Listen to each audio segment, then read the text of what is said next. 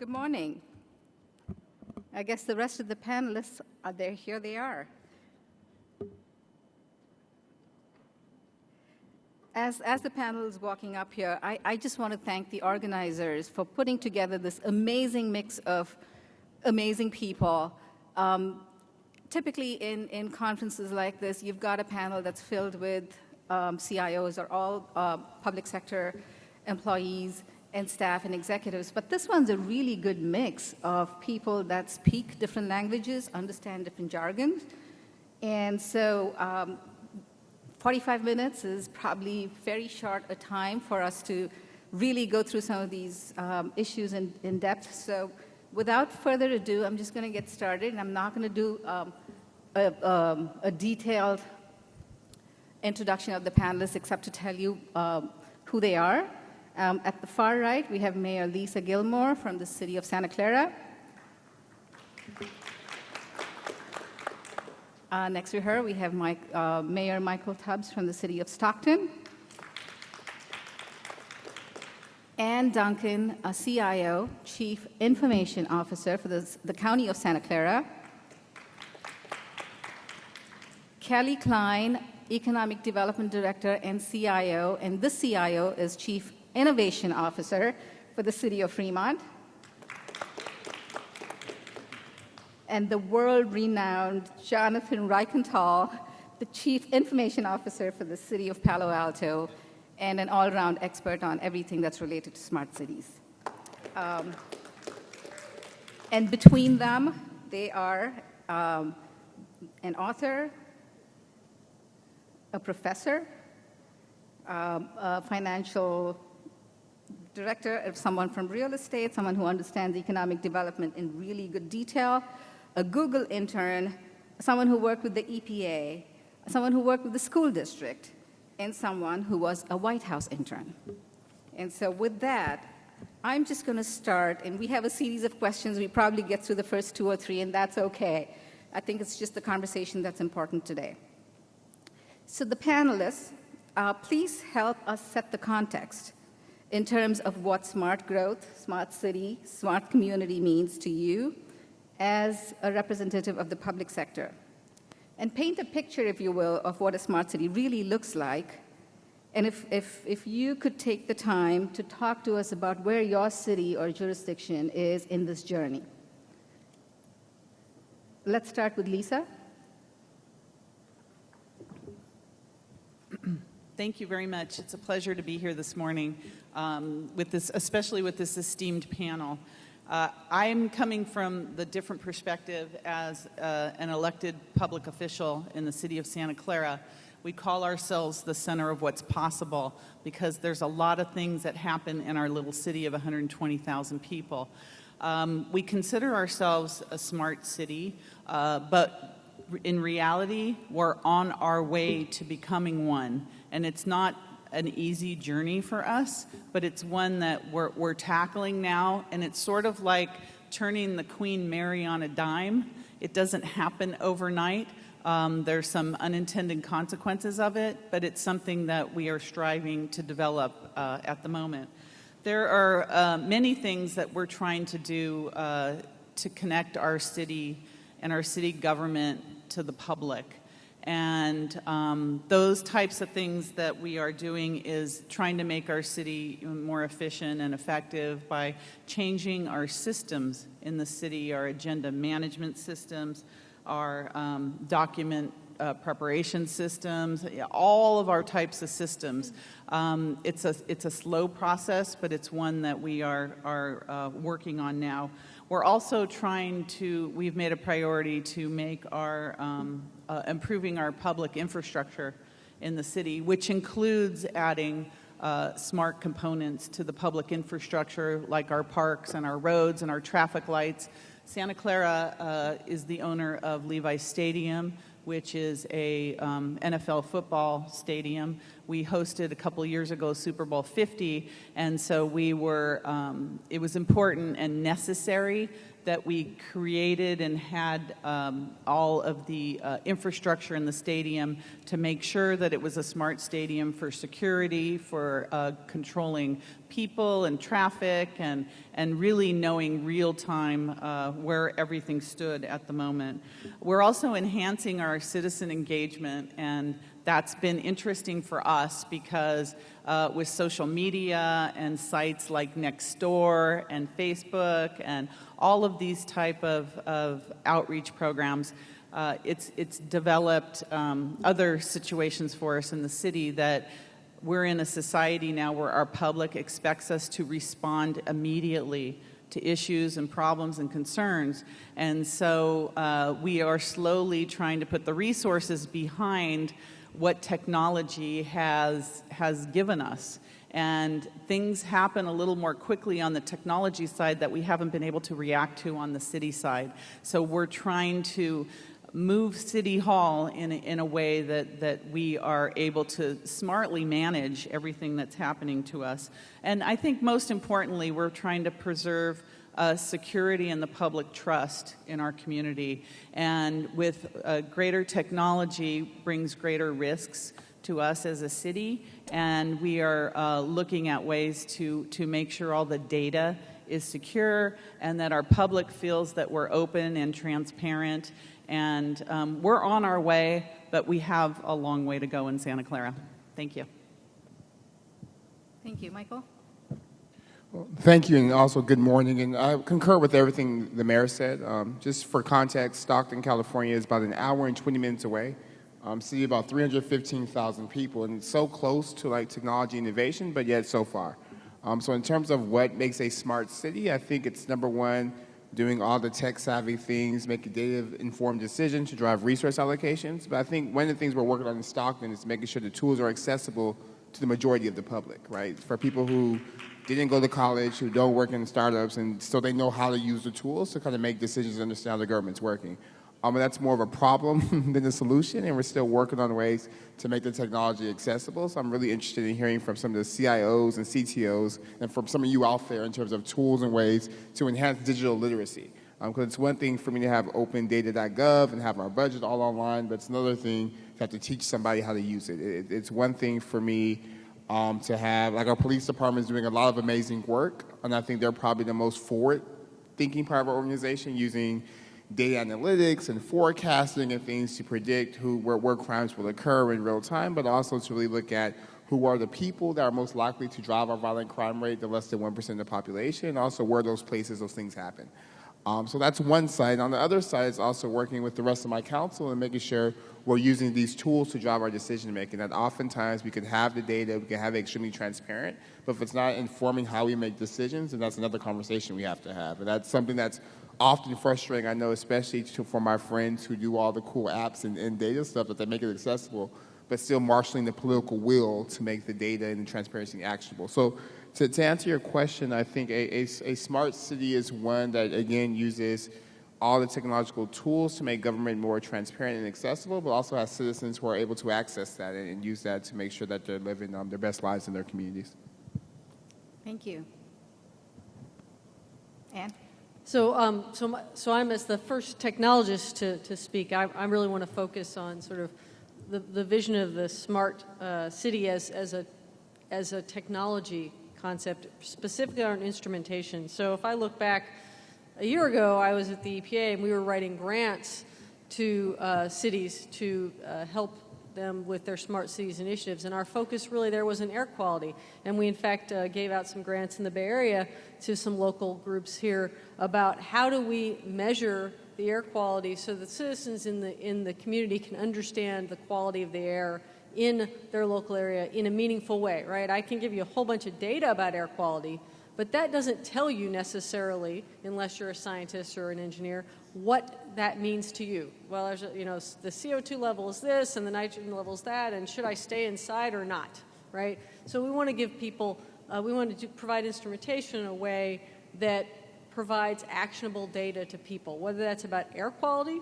or whether that's about traffic or whether that's about having a smart traffic grid that will keep traffic moving as fast as possible so you can get here faster than I did from Menlo Park this morning in 2 hours, right? So how do we manage to deliver service to citizens that really are focused, when I think about smart cities, on the sensors, on that last mile of sensors, tying all those sensors together and all the instrumentation and control systems to enable a better citizen experience. That's really what I think of. And from the county standpoint, what I see our role is very much as providing an opportunity to coordinate. There are certain things that we do in the county that aren't done by others, but many of them are done by the other municipalities. So we have the Sheriff's Department, we do law enforcement, but every other municipality in the county has law enforcement responsibilities. How do we use that technology to tie data together among all of those groups so we're more effective?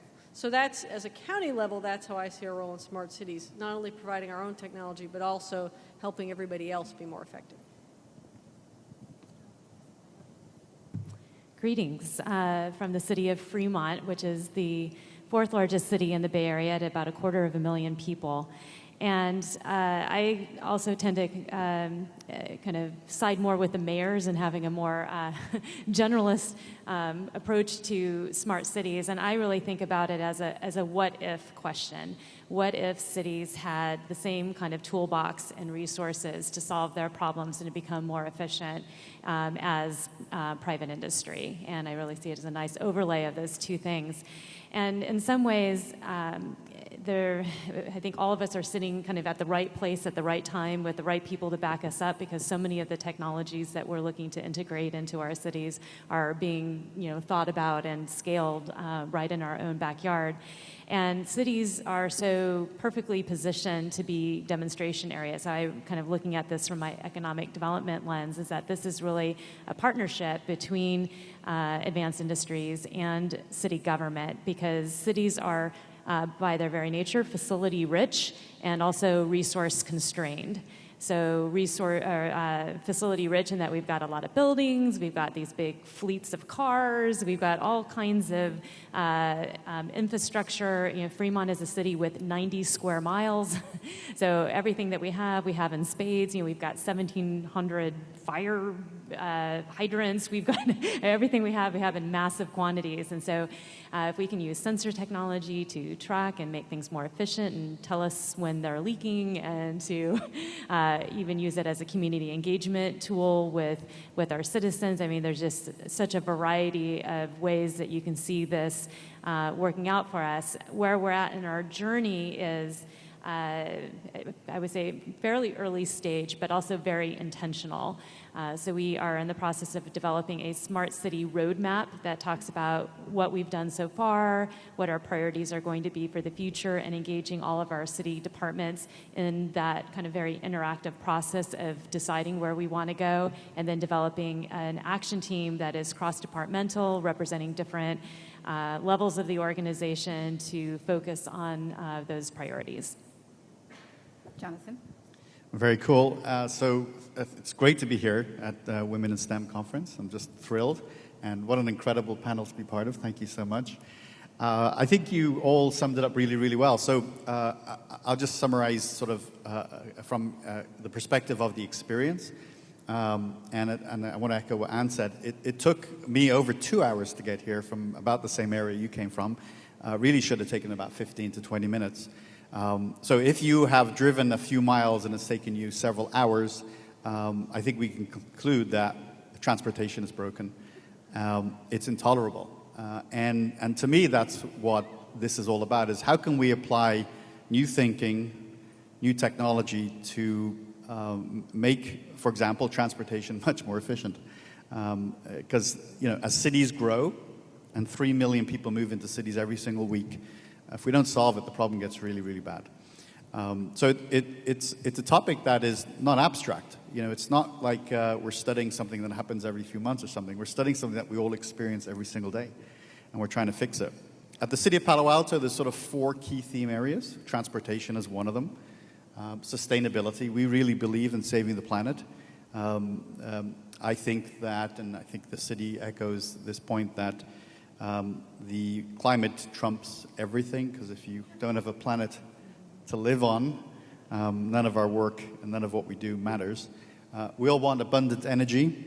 I think the sun is a great free resource in the sky. If we can tap into that, we can have effectively in the future low cost to zero cost power for everybody. And finally, digital transformation. You shouldn't have to fill in paperwork and wait weeks for stuff to happen. Everybody wants to work on smartphones. It should be digitized, and we spend a lot of energy focusing on that effort. Thank you. Thank you. Climate trumps everything. I love that. So let's start with Jonathan for this question here. We've got all these terms, GovTech, civic innovation, and they generally, in the public sector, are meant the use of technology to promote public good. So what aspects of civic tech and civic innovation particularly excite you, and why? In many ways, all of it does, because there is so much need and so much opportunity to innovate that it's a sort of a paradise for entrepreneurs.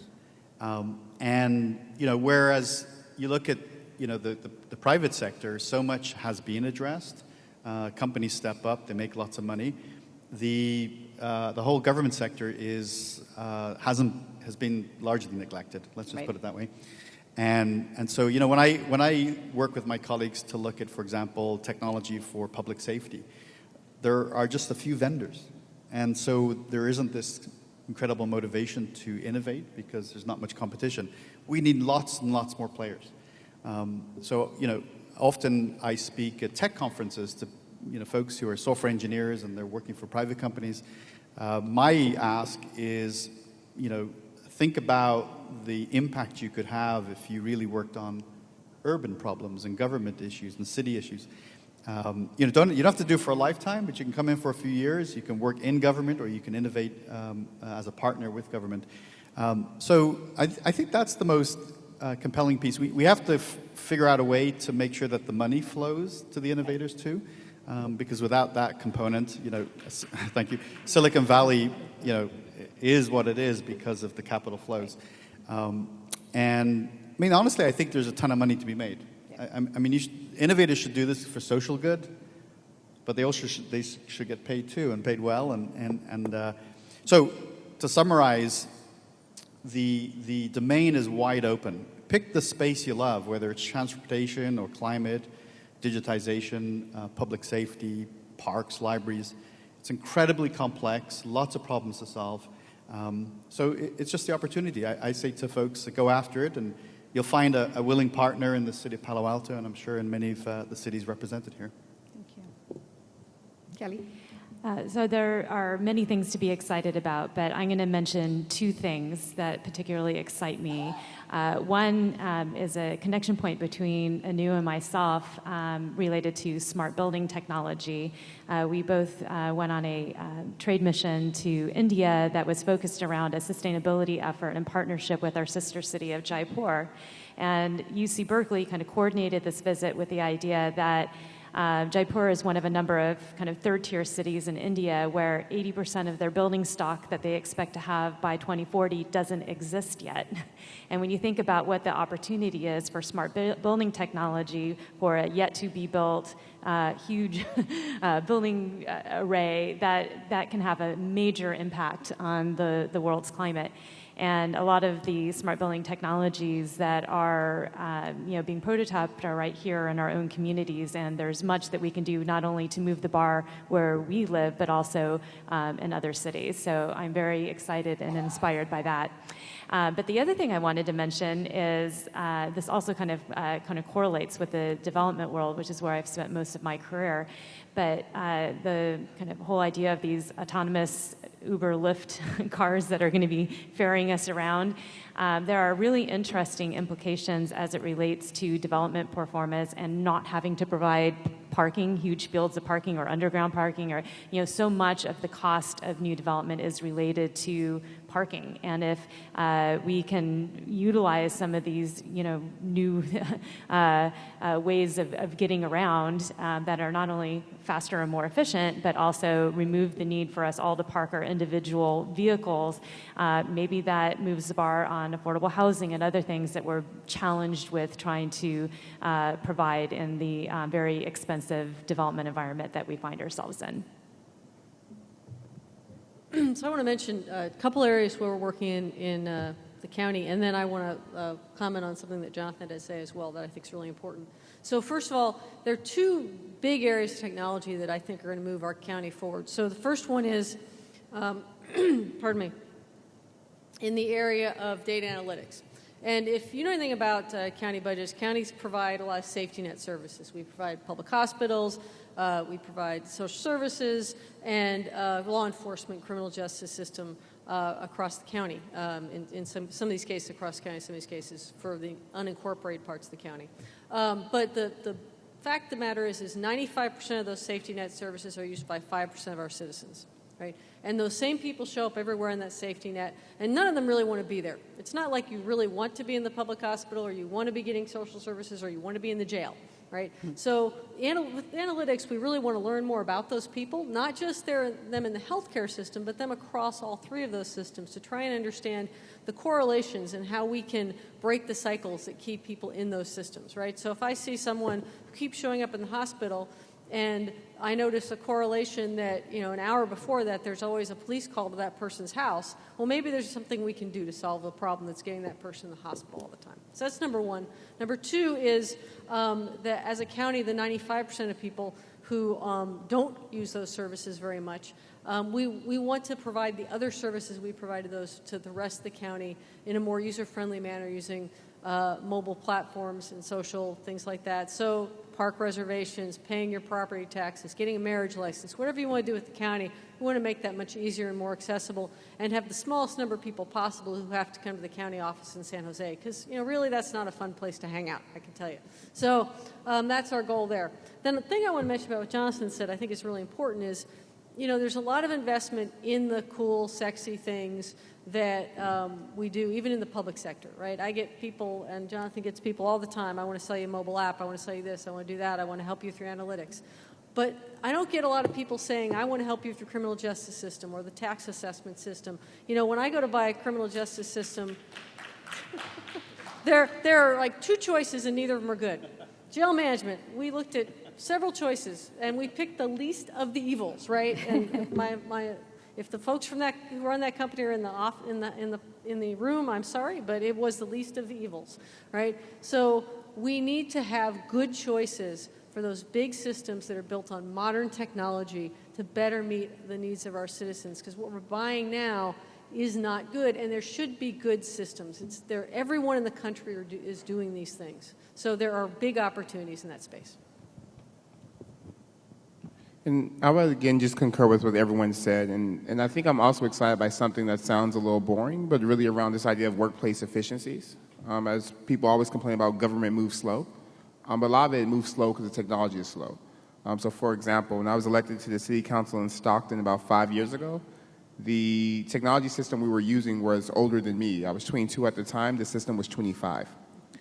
So things like data, like Google Docs wasn't even, or sharing documents wasn't even a thing that we were able to do, which caused things that should have took a minute, in my opinion, to take weeks.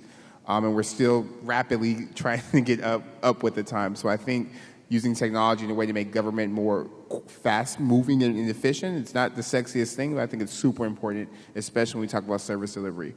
I think I'm also excited, again, with the implications for technology for things like service delivery, as Ann mentioned, and also especially in the case of policing. So I mentioned earlier that through data analytics, we were able to identify the less than 1% of the population that drives 80% of our violent crime rate. So think about that. Less than 100 people in a city of 315,000 people drive all the negative headlines and cause our system millions of dollars. So now that we have that information, we're making it actionable and figuring out how to provide these individuals with support, services, and opportunities they may need to transition. In addition, we brought in ShotSpotter a couple years ago, which is like this gun detection technology, because the majority of gun crimes and gunshots aren't reported. And if we rely on people calling in, we won't necessarily get all the guns off the street that we need to. But thanks to ShotSpotter, it's able to triangulate the sound and pinpoint exactly where gunshots are coming from. And in doing so, we've been able to find guns that have gone off, where people aren't supposed to have them, and that way have made our community safer. So I think technology is not necessarily the savior or the silver bullet, but I definitely think it's a huge asset, was leveraged correctly, and to even talk about in terms of parks and recreation and libraries, there's so much we can do with technology. But I think as the previous speakers alluded to, we need more people who are constantly innovating in that space and make it just as important as creating the next disruptive technology for the non-government space, especially because when you think about it, if you're obsessed with scale, government is the ultimate scale. It's the only thing that touches everybody and everything. So I tell all my smart friends that to get them to develop things for me, because I'm like, if you want to scale, you can touch everybody in the city if done correctly. And it's also, we spend billions and billions of dollars in procurement and contracts and things for software that's not even that good. Thank you. I wanted to say I used the carpool lane this morning. So from Santa Clara, we got here in a fraction of the time than many people. So that's one old-fashioned way of getting somewhere quick. There was a very wise gentleman in the car this morning named Gaurav who told me that technology is moving faster than our ability to create laws. And I think that is what's happened in our city, that we have given our staff a certain amount of time and creative space to come up with. One app they did come up with is My Santa Clara, which allows our residents to report graffiti real time with pictures, report code enforcement issues, litter, those types of things. We have sound monitors around our Levi Stadium where residents can report in when they're being bothered by sound or other issues. We have real-time traffic cameras online. We have all sorts of things for our community to engage with our city hall. Here's one of the unintended consequences of that is that when they're engaging with City Hall through My Santa Clara app, we have to have the staff there to be able to respond because they expect a response, and we track the responses to them. So it's become so popular and so engaging with our community that we now have to have the staff and the people to service it. So that's one of the areas I think that we are struggling with at the moment. We show our city council meetings online. We engage through many means with social media and others. And what's happened is now, because the conversation is out in the community, we're reaching a lot more people now. We will come into City Hall and have 1,000 emails about a subject or something that we need to respond to within a day or two, or our community is getting upset. So the accountability level has shot through the roof in terms of both elected officials and our city staff. Their stress levels, accountability levels, we have to respond to this age of technology where there's a responsibility for this response to the community. We also have a city where many of our residents, probably half or so, are very connected, online, aware, millennials, others that are aware. But we have a huge segment of our community that is not connected. And we need to also embrace I'll call it the old-fashioned way of connecting with the community. So it's just not one way that's going to work for Santa Clara, and I assume we're like other communities as well. We have to still do other things. For instance, I will go out and do a town hall. People love it when I'm out there, I'm answering questions real time with real people in the same place. We've done it on online town halls. We're doing in-person town halls. We have to have the combination in order for it to work for our community. It's just all not, digital for everything. So we have to embrace the disenfranchised. We have to have accountability and be accessible. And I think that's a lot to ask for a government that has elected officials that are part-time. We're all part-time elected officials. And so the bar has been raised so high for us. And because Santa Clara is the center of what's possible, we're talking the talk. So now we have to make sure we put the resources behind it to make sure that our citizens are satisfied. Thank you. We've got about 11 minutes, and hopefully we can get 2 questions in here. Picking up on what Lisa said about expectations and what I call a culture clash, we're bringing together 2 distinct cultures here, or 2 distinct worlds.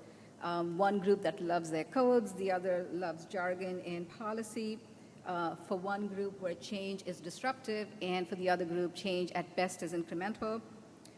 One group that's siloed and structured, the other one which has fluid roles. One focuses on the process, the other one has to focus on product. So we've got these different expectations and different cultures. And I think trying to bring these two groups together to make it work is absolutely essential. What needs to happen to make it work? Let's start with Kelly. I guess I would say that maybe we're better positioned because of where we are in the world, not to have so much of a culture clash as might be the case in other places. I tend to feel that our residents are very tech savvy, and actually the challenge really is just, as was just stated, is keeping up rather than it is really kind of a dichotomy of expectations. So I think people are just innately interested in this. This is part of our daily life where we're thinking about technology as an enabler, and the challenge for government really is just how do we work at the speed of the technological changes and bring them into our organizations real time?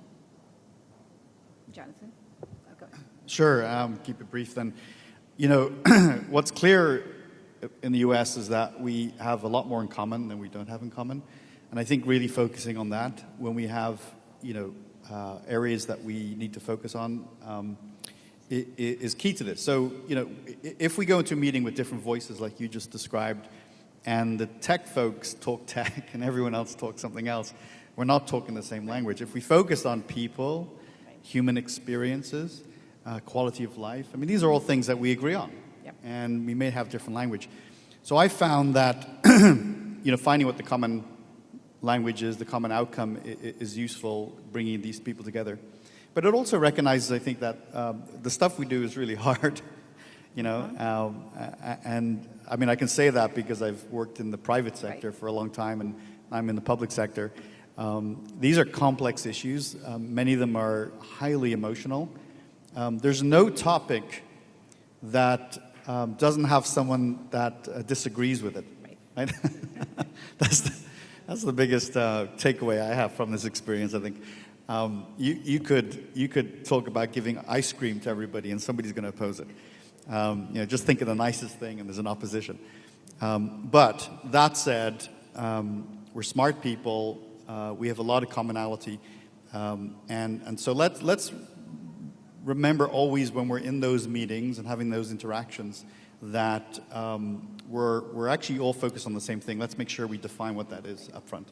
Great. Anne? So I think it is certainly true that we all have the same objective, to provide a better experience for the folks who live in the county, the people who are in the cities. People want a better experience, want to provide that. I think that the conflict is never between the technology and what the folks in the public want. I think the conflict is between change and the way that we've structured our government. Right? We don't have the right set of incentives in place to create change in government. And so our goal has to be, how do we change our organization and provide the right set of incentives so that the folks inside the government want to change and be responsive to the public. And I think if you ask people on the surface, mostly they will say, yes, of course, I'm interested in responding to the public and meeting their needs. But they work in a system that doesn't encourage that. And so we need to make some changes to the way the system works to encourage that. And I should probably stop there because I could talk for about all the rest of our time on that. I was looking forward to your answer, so I didn't have to speak. So in addition to what was just said, I would also say I know for some of our staff, some of the resistance has been just in not having the skills and feeling that there's not an opportunity for them to learn and upskill so that they're able to harness and use this technology when they've been doing something a certain type of way 365 days a year for 10, 15, 20 years. So we've been trying to figure out how to be, even when we're not introducing some disruptive technology or platform, or at least keeping our folks current as to what's out there so that when something new does come, that they feel it's not foreign, it's not adversarial, but it's something that they feel that they're able to do and execute on. And then I think the other thing is that, and to the point raised earlier that governments by nature are incredibly risk adverse. And some of it's ridiculous, but the part of it I do understand is that the most vulnerable people depend on government services the most. So the 5% she talked about are oftentimes the most poor and most marginalized. So a prototype, a failed experiment, a data analytics gone wrong and you're going after the wrong people could really have damaging consequences for people's lives. So I think that's why some of the risk aversion is there, although the complete aversion to risk is something I strongly disagree with. So I don't know if I answered your question. That's good. Thank you. Thank you. I wanted to take 5 seconds to thank Javier Batia for inviting me to this today. She's a change agent in our city. She's been helping us through our cultural commission and everything else to bring us to this modern day time. So thank you so much, Javier. I think Jonathan said it well when he said all of these issues, or a lot of them, are highly emotional. And I think that's what we see in our city now. As things are changing, we've been in denial for so many years, and now we've come to the reality that we are a city that has big city issues and problems that we have to deal with. There are a lot of quality of life issues that our residents are dealing with, and we're looking now at taking a more professional approach about how we attack those issues. They're fluid issues. You have to have a lot of patience. But using modern technology along with the traditional means is going to be the key for our success in Santa Clara. One thing we have learned is that we've used a method called placemaking. We hired a firm, Fred Kent, to help us with placemaking efforts in our city to get a community-involved process. We're using technology as well as boots on the ground to help us plan public spaces in Santa Clara. But we also have determined that communication is the key in our city. And not only are we using professional communication now to inform our public, but we're helping it to drive the narrative of what we want them to know, what we want them to see, and what we want them to learn. So those are all the things that we're using now. I think to our benefit is understanding that we don't have all the answers in government, but they're all very close to us if we're just willing to say, hey, you know, we have issues, we need to hire the people to help us, the professionals to help us, use some of the private sector methods to help us at City Hall, I think is the way that we're looking in Santa Clara, and I think will help us to this smart city status. Thank you. Thank you. And we'll try and get one more question in. Kelly talked about cities being facilities rich and resource poor. And Jonathan talked about how using technology for the public good is not simply doing good, but also the ability to make money. And as the mayors deal with issues every day of fixing potholes and more basic things like that, where do we have the resources to invest in transitioning our existing infrastructure to doing what we want to do and incorporating the technology and calling ourselves smart cities? Michael?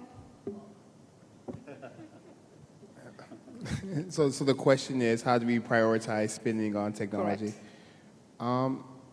And I think Ann mentioned in her time in the administration that a lot of it, at least initially, for something disruptive and bold, has to come from someone else's money, which sounds really bad, but it's the truth, just given the incentive structure and things of that sort. So I know Bloomberg Philanthropies and their Smart Cities initiative has had cities begin to think about what a smart city looks like. I know the previous administration with their smart city strategy, and there was something I read that said only 16% of cities felt that they had the finances to be able to fund something like this. And part of it's because when you're funding all those there's never enough money anyway, and you're already making resource trade-offs for things that you can see and things that are there. So to take resources for things in the future that probably will work and that are important, but to kind of make that argument publicly, it's very difficult to do. So at least as a catalyst, it has to be some sort of outside philanthropy, outside group that kind of shows that it works in proof of concept. And then once the prototype is proven,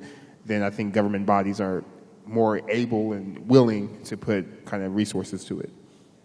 Thank you. Thank you. I think a key for us in Santa Clara is we have to partner. We have to partner with our university, Santa Clara University, our Mission College. We have to partner with our industry.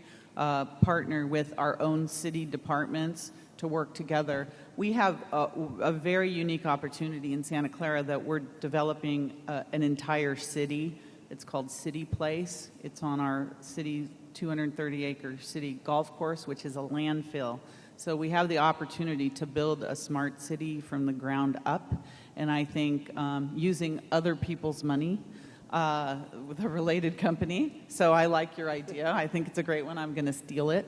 So we're looking at that to help us. We have this unique opportunity. We're going to use it, and hopefully with technology. One thing we're looking at, and it's come from, again, Gaurav, my favorite guy today, but talking about getting all the stakeholders together in a room, which is the city, industry, education, all the city departments, and working together with developers to come up with creative solutions. I think we've decided we can't do this on our own. We need help. And so that's the approach that we're going to look at taking.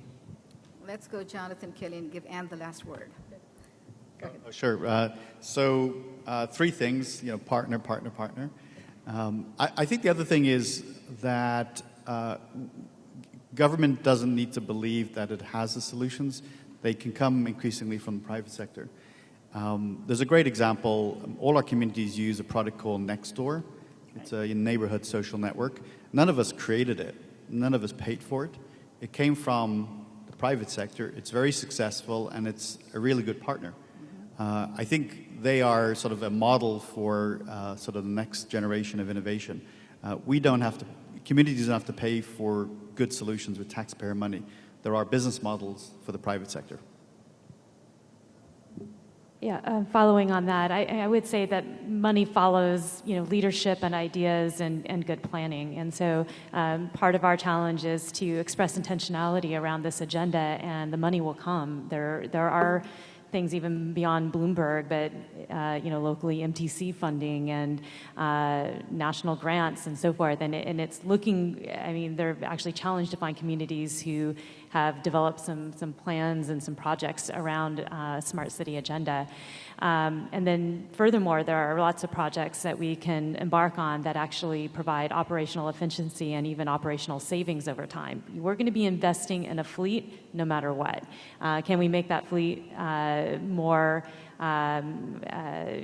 economical to us and more efficient by transitioning to electric vehicles? Absolutely. So some of this is pretty straightforward, I think. But I think where the big opportunity at the end of the day is in creating an ecosystem where it's not just the private sector coming up with these brilliant ideas and the public sector trying to kind of incorporate them piece by piece, but kind of an integration of the two into a real innovation ecosystem. So a real dynamic where we are in conversation with each other, where it is absolutely natural that these kinds of solutions come forward. And that's where everyone in the audience really has a role to play to kind of figure out how they can be a part of that discussion at a local level. So I will wrap us up quickly. So I think grants are incredibly important. When I was at EPA, we administered tens of millions of dollars of grants in our programs. Half the EPA's budget was grants to states and local entities. And public-private partnerships are important, and private innovation is important. But I think it's important we also recognize that government has a lot of inefficiencies in it still. And there is opportunity for us to become more efficient. When I was at EPA, I looked at, and I wouldn't say this now given what's going on at EPA, but I looked at my budget at that point and I said, I have enough budget to do what I need to do, but it's being used in the wrong way. Right? So how do you shift the money from using it the wrong way to using it the right way? And it's not because bureaucrats are stupid and inefficient, it's because we built a system that makes things inefficient, right? We've put a bunch of rules and laws in place that make it very hard for people in the government to do their jobs effectively and efficiently. And so, we need to go back and change the rules so that people can be more effective, so we can spend our taxpayer dollars more wisely. Thank you. And that wraps up our discussion. And to the audience, the technologists, the VCs, and the entrepreneurs looking for ideas, these are the people to connect with. So please join me in giving them a huge round of applause.